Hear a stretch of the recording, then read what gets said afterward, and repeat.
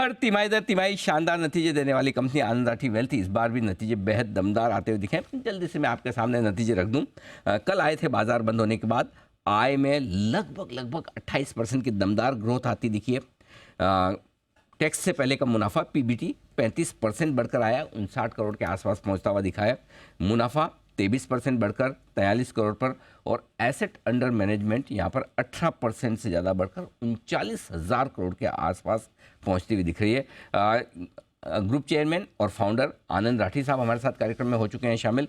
राठी साहब, बहुत बहुत स्वागत है सर, धन्यवाद हमें समय देने के लिए। सबसे पहले बताएं सर, ये तिमाही कैसी रही आपकी कंपनी के लिए? अनिल, आपने फिगर अभी प्रेजेंट किए हैं। तिमाही बहुत अच्छी रही है, और चूँकि सालाना रिजल्ट कंबाइंड भी है, वो भी शायद आपने देखा होगा कि रिजल्ट बहुत ही अच्छा रहा। और जितनी बार हमने गाइडेंस पहले ओरिजिनल गाइडेंस दी, उससे रिवाइज की, उससे भी बेटर रिजल्ट दिया है। बिल्कुल ठीक बात है। तो गाइडेंस भी दमदार आया और उस गाइडेंस को आपने पूरा करने की कोशिश भी की है। सर, खास ट्रिगर्स क्या हैं इस वक्त जो बढ़िया परफॉर्मेंस तिमाही दर तिमाही आ रही है और आपके गाइडेंस आप मीट कर पा रहे हैं इस तिमाही के लिए भी, और पिछला पूरा वित्त वर्ष जो गया उसके लिए ट्रिगर्स बताएं सर। अनिल, जैसा कि आपको पता है कि भाई हमारी जो वैल्यू प्रोपोजिशन जो है और जो कस्टमर सेंट्रिसिटी है, मतलब मैं तो हमेशा मान के चलता हूँ भाई कस्टमर हमारा भगवान है, उसका ध्यान रखना ज़रूरी है। और अगर आप कस्टमर के हित में काम करते रहेंगे, अच्छी उनको वैल्यू प्रोपोजिशन देंगे, उनको अच्छी सलाह देंगे, तो उसके कारण बहुत अच्छी बात है कि हमारे कस्टमर जो नए तो जुड़ते हैं और उसमें से जाते नहीं हैं, तो और नए नए लोगों को रेफ़र करके लाते हैं। तो आज मेरा बड़ा एडवांटेज है कि आज 2/3 से ज़्यादा कस्टमर जो हैं वो हमारे आज 3 साल से ऊपर के हमारे साथ हैं। तो ये एक कस्टमर फेवर्ड प्रोपोजिशन जो है, जो हम जिस फिलॉसफी पे हम काम कर रहे हैं, हमारा गोल ये रहता है कि भाई किस तरह एक reasonable return at lower risk, और वो भी मैथमेटिकली प्रेजेंटेड, कि अगर आपका निफ्टी का रिटर्न हम निफ्टी की अगर आधी रिस्क लेकर आपको दे सकें, तो वो हमारा एक गोल रहता है। और उसी गोल में हम कामयाब होते रहे इतने सालों से। और इसीलिए पिछला वर्ष आपको पता है अनिल कि it was difficult for markets, market कहीं बढ़े नहीं, निफ्टी का कहीं आगे नहीं बढ़ा, फिर भी हम लोगों की हमारे जो है परफॉर्मेंस अच्छी रह रही है। बिल्कुल ठीक बात है। तो फिर भी परफॉर्मेंस बेहतरीन रहने के पीछे बिजनेस मॉडल है। अब राठी साहब, मैं आपसे जो जानना चाहता हूँ वो ये कि वित्त वर्ष 2024 कैसा रहेगा कंपनी के लिए, रेवेन्यू के लिहाज से, मुनाफे के लिहाज से, एसेट अंडर मैनेजमेंट के लिहाज से, जो भी आपने टारगेट्स रखे हैं, और अगली तिमाही के हैं तो अगली तिमाही के, नहीं तो पूरे साल भर के बताएं सर। देखिए, हम लोग हर साल के टारगेट देना ज़्यादा पसंद करेंगे, क्योंकि एक बिजनेस ऐसा है कि हो सकता है एक क्वार्टर में कभी कम कभी ज़्यादा हो सकता है, depending on the market situation, depending on the flow of money in the market, ये सब चीज़ें। तो एक साल का जो है, जैसे आपको खाली ये बताऊं कि पिछले वर्ष हमने जब चालू किया था, आपसे जब बात हुई थी, तो हमने 155 करोड़ के प्रॉफिट का टारगेट दिया। फिर हमने रिवाइज करके उसको 165 किया। एक्चुअली हम 168, 168, 169 पे पहुँचे। नेक्स्ट ईयर का हमारा टारगेट है कि हमारा प्रॉफिट जो है यहाँ से बढ़कर करीब 205 करोड़ रुपए का टोटल जो है मुनाफा होने की हमको हमारी गाइडेंस रहेगी, जो करीब यहाँ से 21-22% ऊपर रहेगा। जहाँ तक एयूएम का सवाल है, एयूएम भी हमारा मानना है कि अभी जो 39,000 करोड़ की हमारे पास एयूएम है, ये बढ़ के करीब 47,000 करोड़ का है, ऊपर जाने की संभावना 20% के करीब उसमें ग्रोथ होने की उम्मीद है।